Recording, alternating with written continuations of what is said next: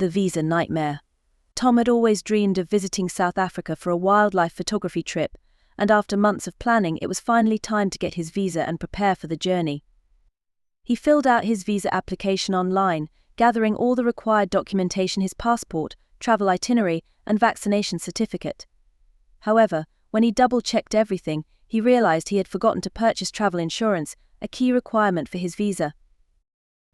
In a rush, Tom tried to apply for medical insurance online, but after submitting the application, he received an email saying it was rejected because he hadn't filled out his medical history correctly.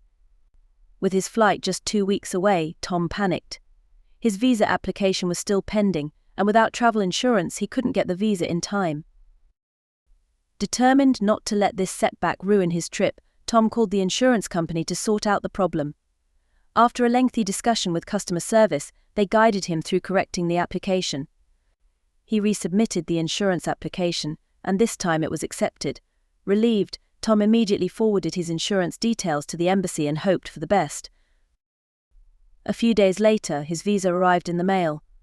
Finally, he thought. Everything seemed in order, and with his passport, visa, and all his documentation in hand, he felt ready to start his adventure. That solution doesn't work, and another more difficult problem emerges when Tom arrived in South Africa. He was greeted with the warm sun and a bustling airport. As he headed toward the immigration line, he felt a surge of excitement. He couldn't wait to start his safari, but when he reached the immigration officer and handed over his passport and visa, the officer frowned. "Do you have your yellow fever vaccination certificate?" the officer asked. Tom's heart sank.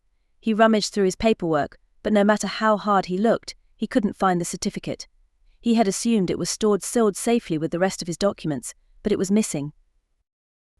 Without the vaccination certificate, he wasn't allowed to enter.